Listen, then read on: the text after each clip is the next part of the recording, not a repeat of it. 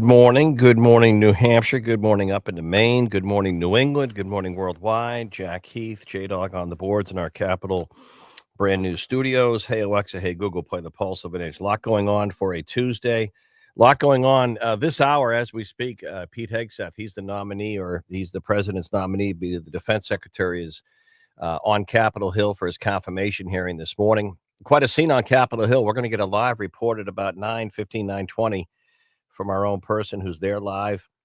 A lot of veterans there to support Hegseth. He's a combat veteran from more than one combat tour of duty, and of course, under fire for some of the stuff after he served. And we're going to get a live report on that. Also, special counsel Jack Smith, he's gone, but he's defending his investigation into Donald Trump over the election case and other stuff. We'll have more on that as we get going.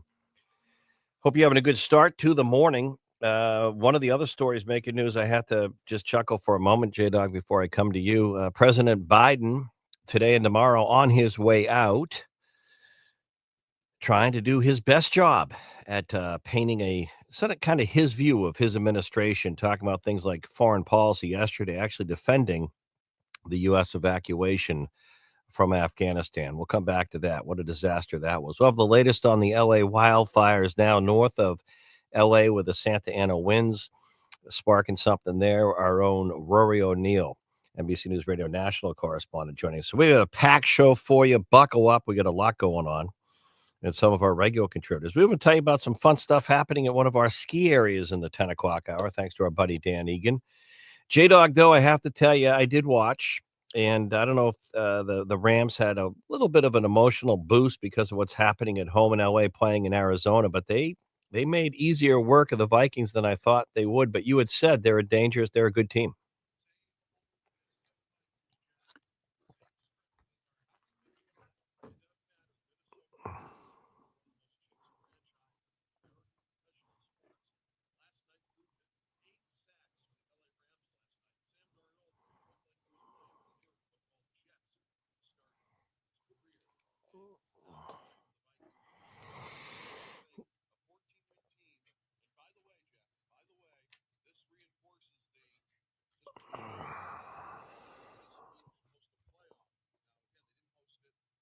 Yeah.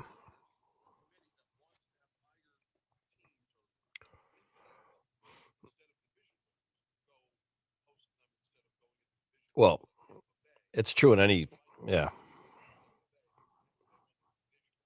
Well, it shows you, too, the playoffs is a different season. I mean, you saw that. Right. Yeah, and a few years back when under Coach Montgomery, the Bruins had the best record of the season, then they lose in the playoffs. So what does it do, right? When you have great, 14 wins is great for the Vikings. Do you think the coach will stay there, the Vikings? There was some rumors that they might try to move him to get some players. Hmm.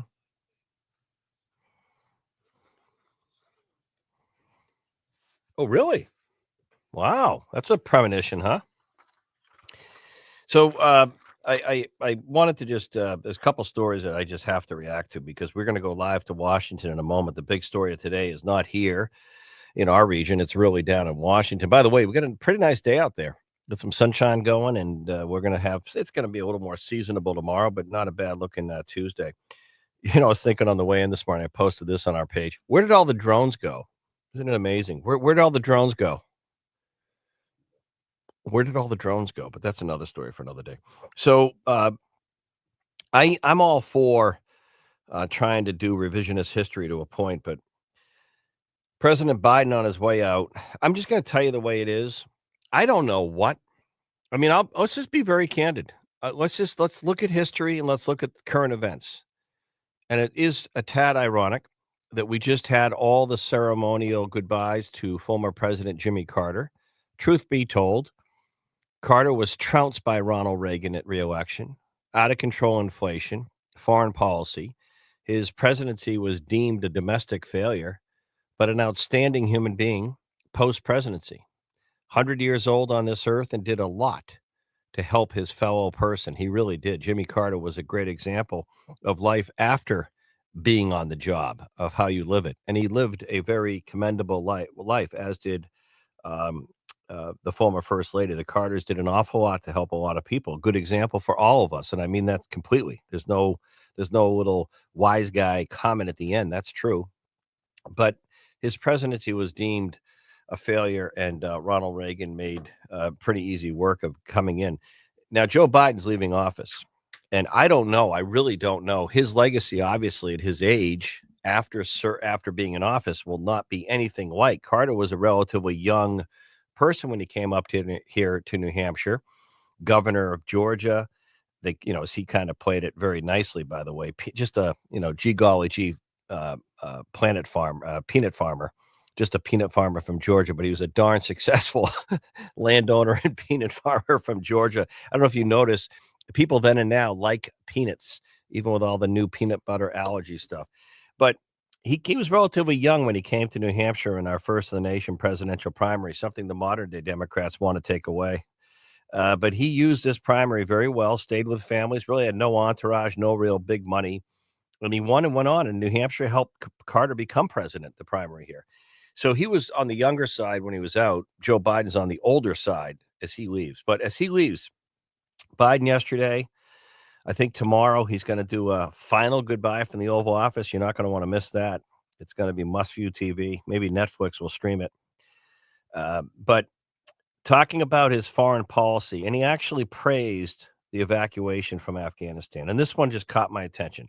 Let me just tell you, if you don't want to get overtly political, 603-228-2080. Mike Rowe, when we did the bringing back the trades right after the election over at New Hampshire Technical Institute, was on with me. And Mike Rowe, ironically, lives or has a home in California. I hope it's still there. I haven't talked to him in the last few weeks. I've checked in with a few other friends out there, like Fahim Fazli, the actor whose home has still not been destroyed, but he's a half hour away from where everyone was. But Mike Rowe was with me, and it was right after the election, so it was all about bringing back the trades. And of course, he hosted America's dirtiest jobs, but he's done so much. But he's just a great character and a great narrator and a great communicator. And I asked him about the election. He didn't want to get into the Harris Trump stuff. Smart person, but he did say you can't keep lying to the American people on my show right after the election, because I asked him what happened on November 5th. What were his thoughts as Mike Rowe? Because I like his take on life. I like his take. He doesn't come across to me as like inherently political, just commonsensical. And he said, Jack, you can't keep lying to the American people. And I said, what do you mean? He goes, well, the best example is Afghanistan. This was Mike Rowe after the election, not Joe Biden yesterday. He said that was the biggest disaster, the loss of troops from terrorists there, the images of, parents handing their kids over the wire to troops to have them take them to escape the rule of the Taliban taking over in Afghanistan. Our interpreters, our allies, our loyal Afghan fighters who we left behind, and not to mention I don't know how much billions of dollars of equipment and military equipment we just left. We just left for the Taliban, and so Biden, yesterday is defending it, addressing it. He said that, he basically says it was a good evacuation and something that history would show. He's the only president, he said, to not leave his predecessor with a war in Afghanistan. But the actual evacuation for a press release that week, because I remember it, they were trying to get a press release before July 4th, and some of the the anniversary stuff. I pretty much remember it was over a press release, but 13 American service members were killed, 100 and almost 70 Afghans, 169. They airlifted more than 120,000 people fleeing for their lives from the airport in Kabul. And not to mention the equipment left behind. But what about the message sent to Vladimir Putin and to our adversaries? If this is how they leave a country that they've been fighting in, we can do pretty much anything we want over in the Ukraine. I can just go in there. Putin probably said, I'm going to go in there. What are they going to do? What are they going to do? So it's interesting yesterday that Biden on his way out is trying to sort of rewrite and put his spin on it, which I get. I mean, that's sort of what the State of the Union is. That's what presidents do. I get it. Trump does. I mean, I get it. Both sides of the aisle do it. But I'm looking at Joe Biden on his way out, and I don't know what his administration will be remembered for. Do you? Just think about this for a moment. What do you think Joe Biden's administration will be remembered for? I don't know if there's been any current approval ratings of Joe Biden. If there's, I don't know if there's been any new like Gallup poll or any national. Of course, the pollsters. I mean, I don't believe half of what you hear. They're more wrong than right. But I don't know if there's any recent polling survey on Biden's approval ratings. But I dare say they have to be the lowest in the last 20 years. They have to be near 33% at the most. I don't think they're any higher. And I don't know what Biden will be remembered for. He had a long career, two-term vice president under former President Obama, the longtime senator, Washington, one-term president. So let's look at his term. What is he going to be remembered for, other than being old and confused from day one?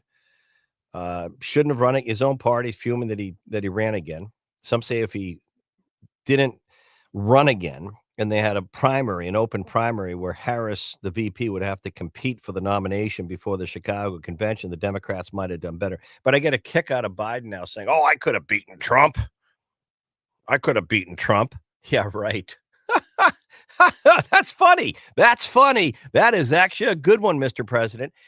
Will he be remembered for pardoning Hunter Biden, his son? I don't know, but we'll ask some of our guests. We're going to go back to Capitol Hill in a moment live. Brad Card will be checking in.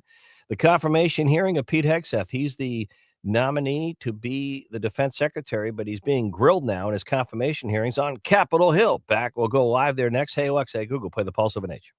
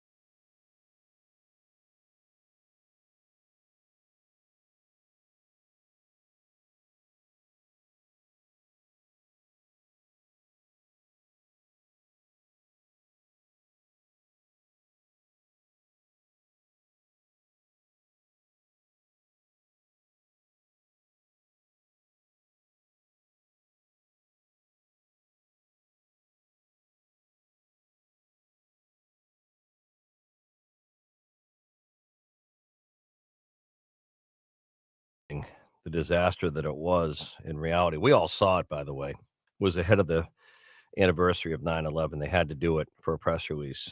Rushed it. I equate the Biden defending his evacuation from Afghanistan a little bit like telling us, "Don't believe what you see." And you notice, by the way, I'm not the biggest conspiracy theorist, but as I get older on this earth, I get more cynical, that's for sure. Um, but if you noticed, the mainstream media didn't show the evacuation very long at the airport. But I will say this, I do find it a little bit offensive, given the loss of life of service members, when Biden defends that evacuation as a good evacuation. And I get trying to paint things rosy on your way out, but that's a little bit like saying, we saw what we saw. We all saw it. And anyone, as Mike Rowe, who was on with me after the bringing back the trade show live during it, said it. It was a complete disaster. Sent the wrong message to our adversaries. But the point is this, not whether or not we were eventually going to evacuate from Afghanistan, just the way we did it. You can't tell the American people, don't believe what you see. Don't believe what you see. It was like the entire presidency when they were all telling us he wasn't too old, he didn't have any cognitive issues, he wasn't confused until we saw what we saw. Until we saw what we saw. Don't believe what you see until you see you saw what you saw and you heard what you heard and what you watched. But don't believe it. Oh yeah, okay, sure. Brad Card, we have some breaking stuff on Capitol Hill. Pete Hegseth arriving on Capitol Hill for his confirmation hearings. Defense Secretary. Quite a scene, Brad, in the Senate on Capitol Hill. That's an area in the turf you know very well. Brad Card, Card and Associates. Good morning.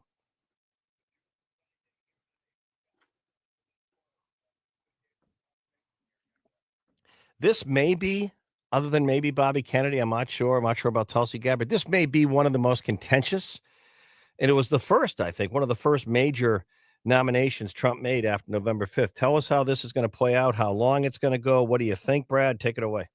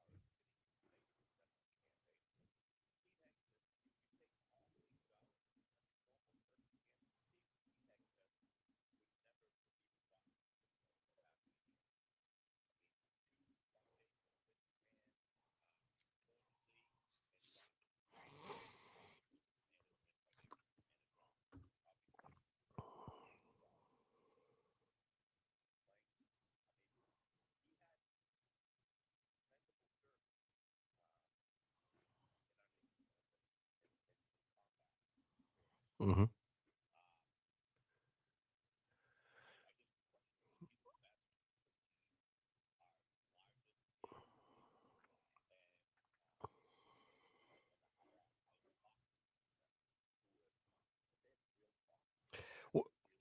What's the threshold, Brad? What's the threshold in the Senate for them to confirm? How many votes does he need support? And where if you haven't done the math on, I guess, Joni Ernst, she's a Republican who.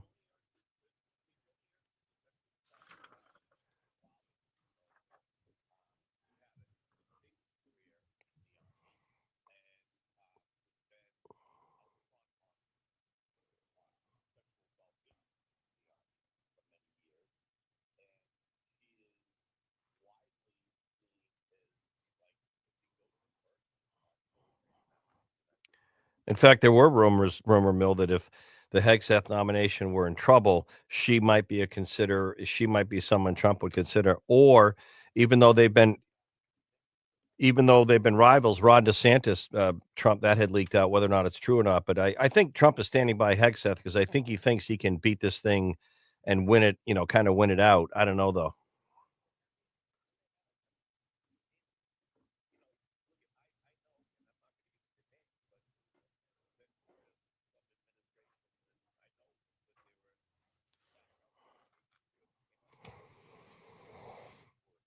Mhm.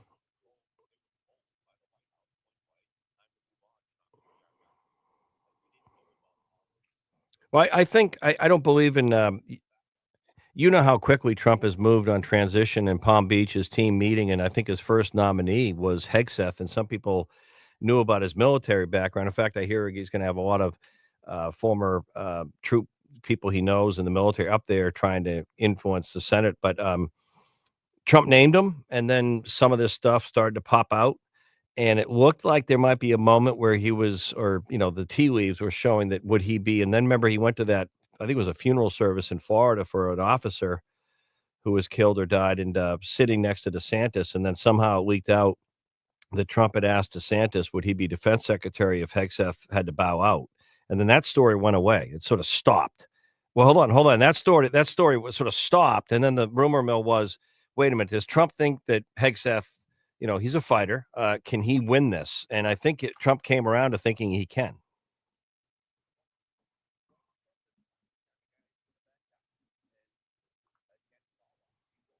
Yeah.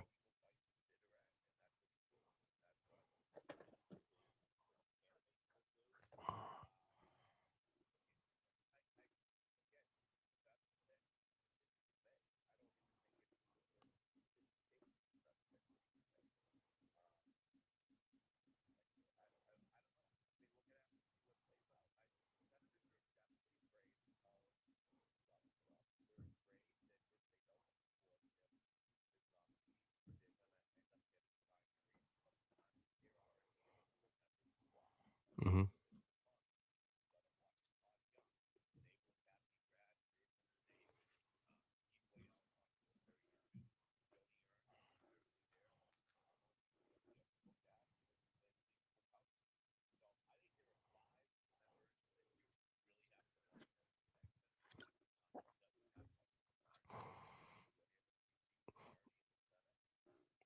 Let me ask you one, Brad, going back in history a little bit because we have some extra time for a moment or two. Brad Card, live in Washington, Card and Associates.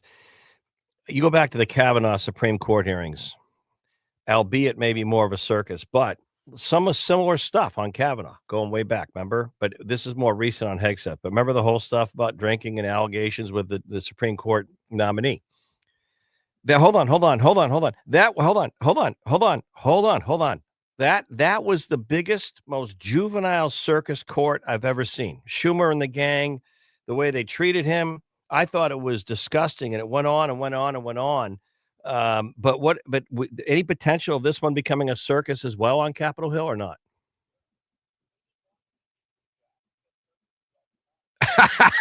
What about carnivals?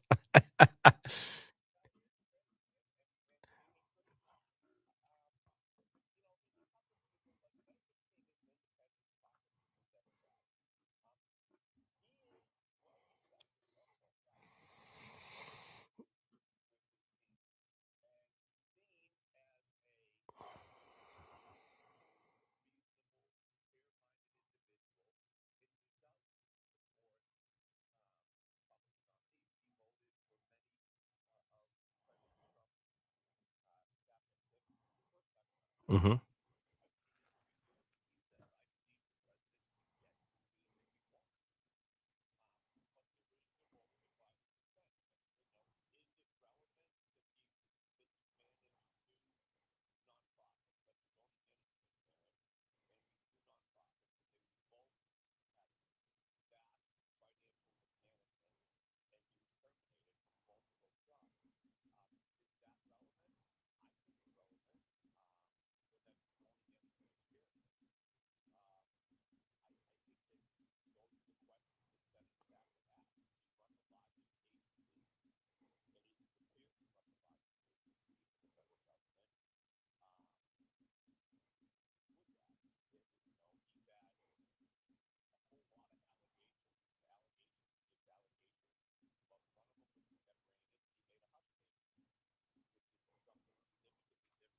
yeah.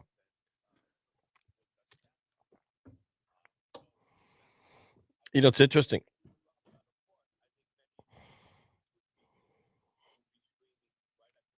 Yeah, yeah. Well, it's interesting. I had Scott Brown on yesterday just to talk about some of these hearings. Of course, he's had many decades in the National Guard and knows Pete Hegseth, and he thinks he will get through. He thinks no one's perfect in these process, but overall, he's a good pick. So we'll see. All right, Brad, we'll see. In this, what's the timetable on this? Could this go? How could this go? Like more than a day?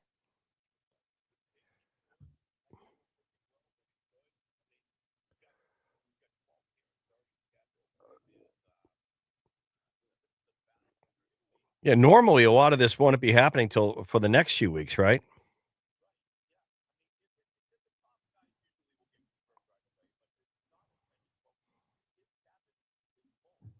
Yeah. What? Right. Right. I think Marco Rubio. Yep.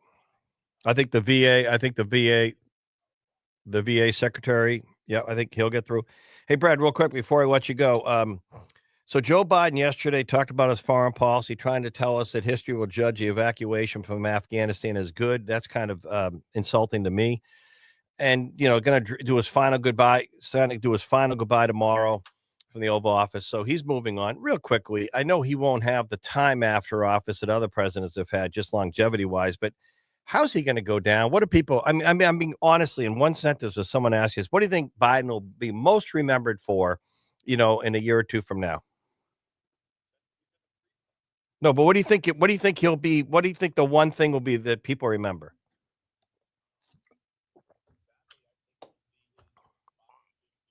Yeah,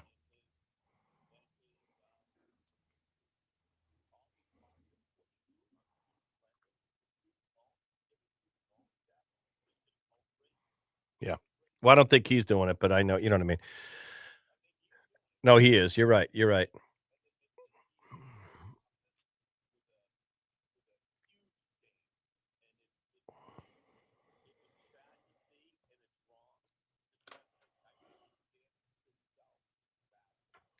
Well, I think you hit the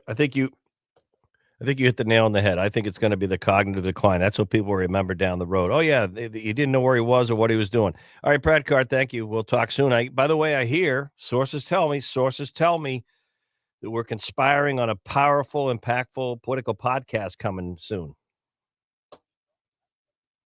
Yep.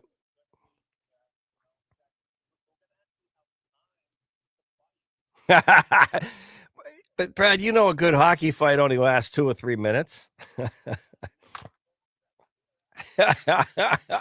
right, have a good one, buddy. When we come back, we'll have much more. We have a lot coming up. We're going to take you to the slopes today to talk about some stuff coming up with some freestyle skiers at Waterville Valley. Also, we're going to introduce you to an author in Dover, author of a book who's talking about some really cool things. The Taking, and she's a Dover author. That'll be coming up in about 15, 20 minutes. Hey, Google, hey, Alexa, play the Pulse of an H. Jack Heath, J Dog on the boards. Back in a few.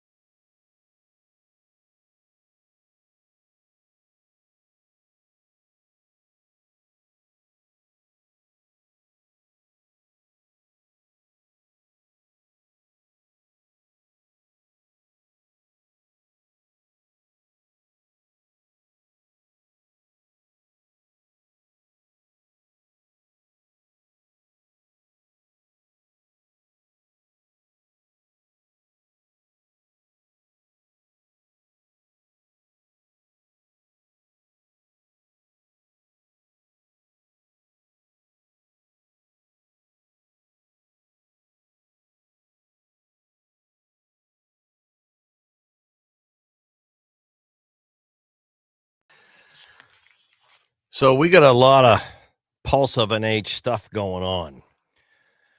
And sometimes, J Dog, as the pilot, I have to keep track of this stuff. We're Pulse of an H on YouTube. So if you want to watch the first hour of every morning show, the Pulse of an H channel on YouTube, we make it easy for you because at least it's kind of like the passwords you have on your smart devices. At least you don't have to think of 4 different ways to find us. The Pulse of an H everywhere. Streaming, hey Alexa, hey Google, the Pulse of an H, our app on the phone. Many of you listen on your smartphone because it makes you wicked smart. The Pulse of an H to my show, 9 to noon. Our cowboy trip, my cowboy trip coming up this fall to Yellowstone, the Badlands National Park, you name it, Jackson Hole and beyond, Mount Rushmore. You just go to thepulseofanh.com. The trip's right there. We'll talk more about that this morning. Thepulseofanh.com, the trip, or on the app at the Pulse of an H. We have more than 100 and almost 110,000 followers on one of our pages. So it's pretty cool stuff. But we are on X now, a daily poll question, the Pulse of an H on X, the Pulse of an H on X. J-Dog has the results from yesterday, but our question this morning, very briefly, do you think Pete Hegseth will be confirmed as the next defense secretary? Yes or no? Do you think Pete Hegseth will be confirmed as the next defense secretary? Yes or no? Our poll question yesterday had to do with leadership in California and the wildfires and how you think Governor Newsom, is he doing a good job managing and leading that? I still didn't see him yesterday at the press conference with all the local officials giving websites and pointing fingers. But J-Dog, the results from the Pulse of an H on X.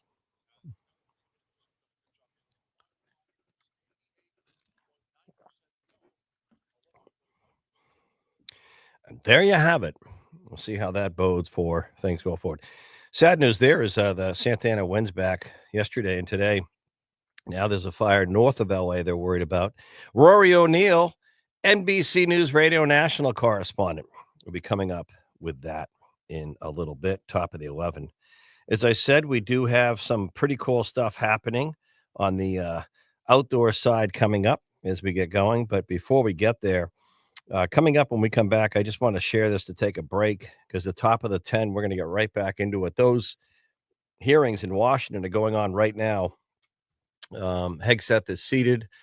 He's before the Senate committee. They'll do their speeches. Right now, the chairman of the Armed Services Committee, by the way, excuse me, you're going to see, our own U.S. senators weighing in on this. Shaheen and Hassan, as right now, Senator Wicker, I believe, he's the chairman of the Armed Services Committee. He's sort of giving the opening statement. Now, we just had Brad Card on live from Washington. He's saying it's packed there. It's the story of the day. Probably will be all day. Brad wasn't sure. It could go into tomorrow. Remember what a circus the Kavanaugh hearings were for Justice Kavanaugh? Oh, my goodness. Was that embarrassing? Chuck Schumer.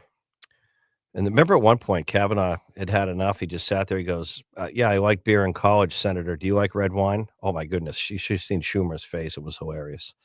But we don't know how long it's going to go, but it's going on right now. We're going to have more on that top of the 10 o'clock.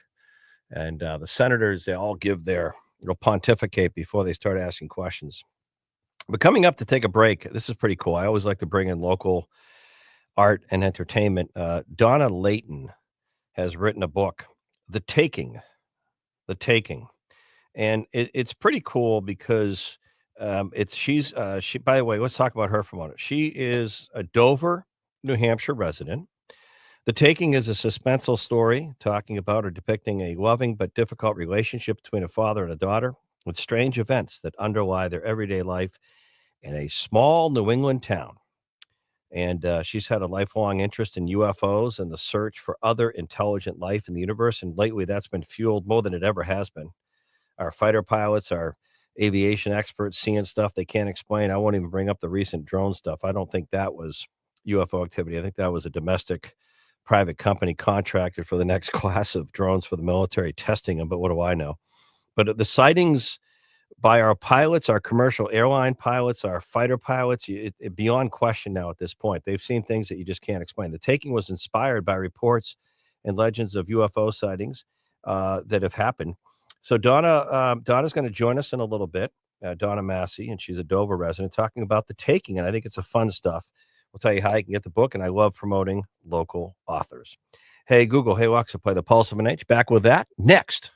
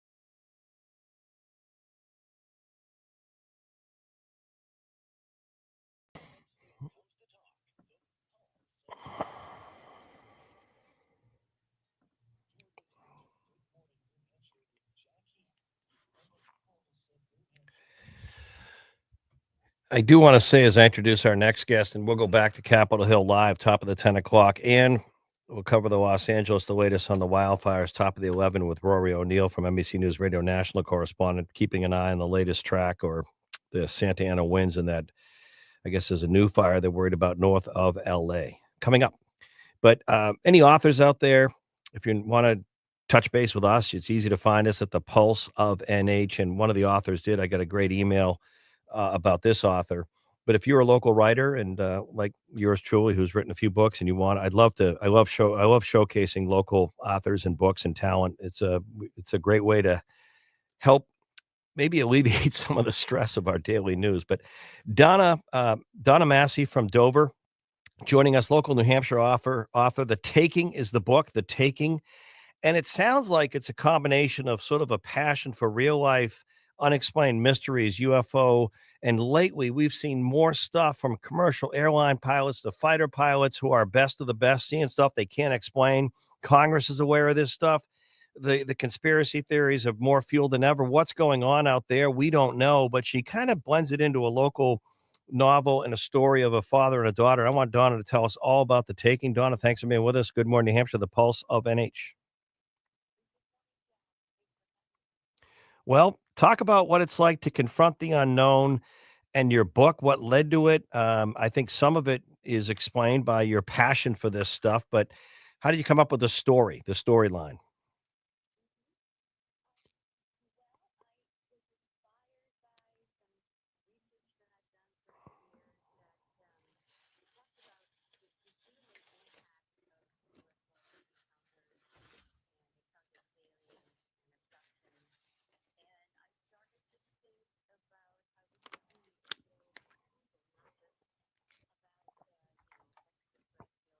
Mhm.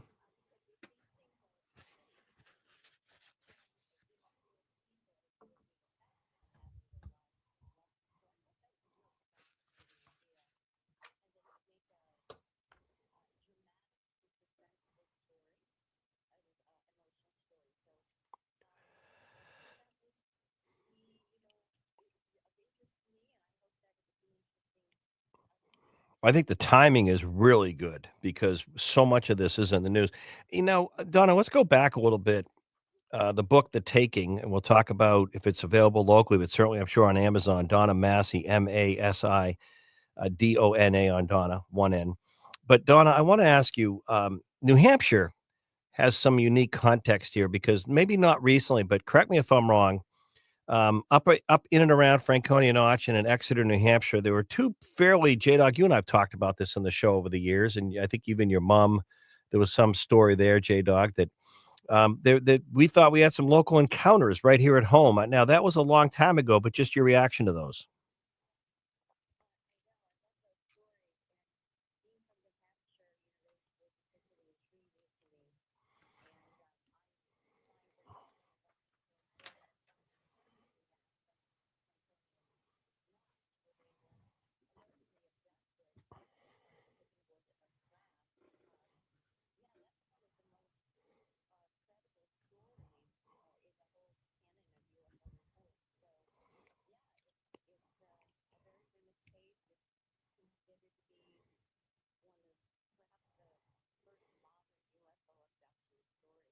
What about you personally? Why are you so interested in the topic of UFOs and aliens?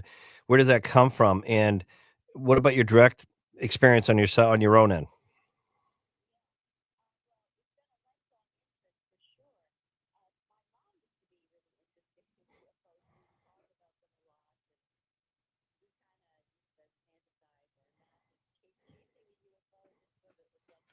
Mhm.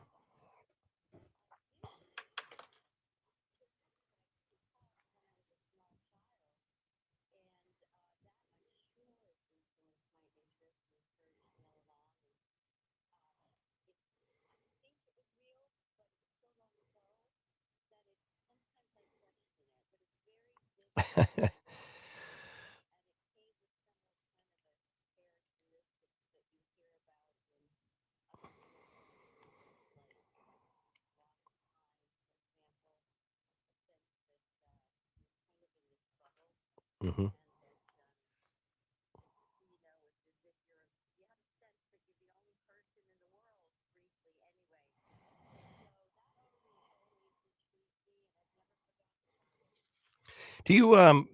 Because I mentioned recent testimony on Capitol Hill, commercial airline pilots, but more the ones I think you can't refute are our fighter pilots, our aviators, Navy, Air Force, Marine. They've seen stuff, particularly in the last, I'd say 3 to 5 years. They've seen stuff which they say, based on their testimony, you cannot explain on any country that they're aware of where a craft moved a certain way that fast and just sort of vanished.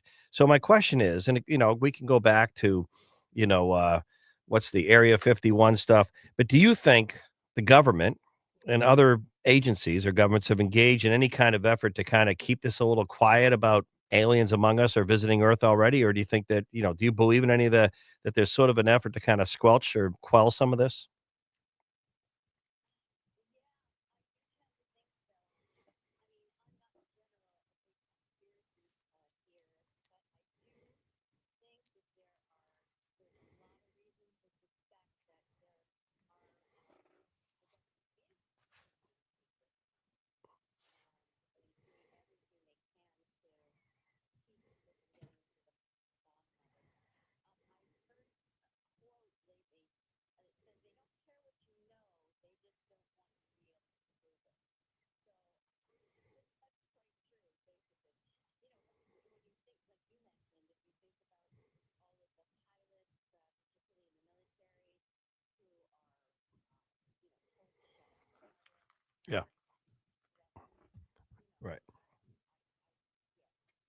Well, I tell you right now, I don't know about you, but I don't have the credentials to question an F-18 pilot. I mean, to me, I've met them. Some of them, they're amazing individuals, men and women in the armed services. The aircraft today, some of those and the stealth jets they're flying. To me, they're from another world. So if they see with their pilot eyes and instruments up there something they can't explain, I'm not going to question them.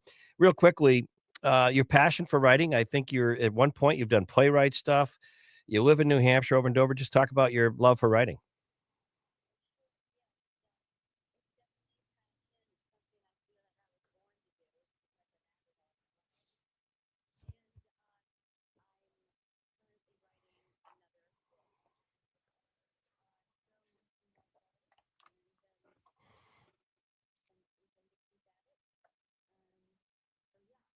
Good stuff. Well, have fun. And again, if people want to learn more, the book, The Taking, Donna Massey, and I want to spell that only because it's not your traditional Donamasi. I had a buddy growing up with that last name. And where can we get the book? Amazon? Any local opportunities?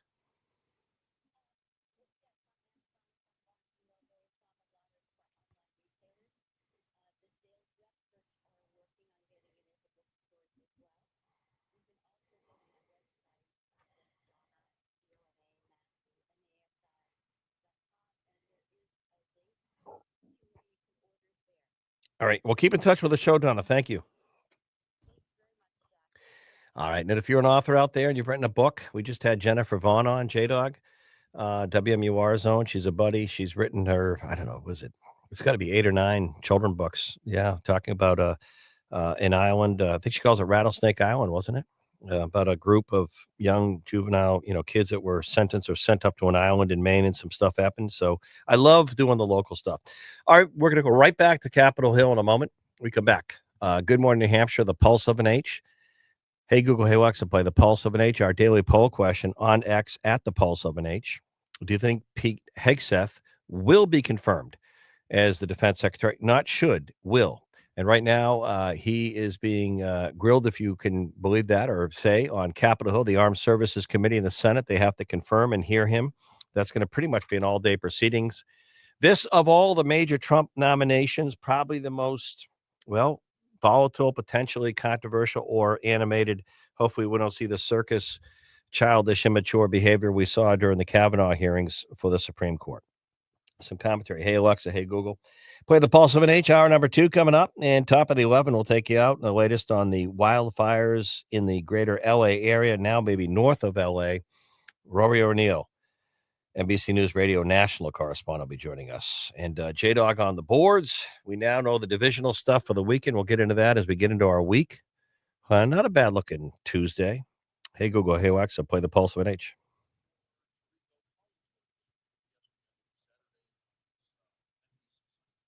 All right, J Dog. All right, back in a moment.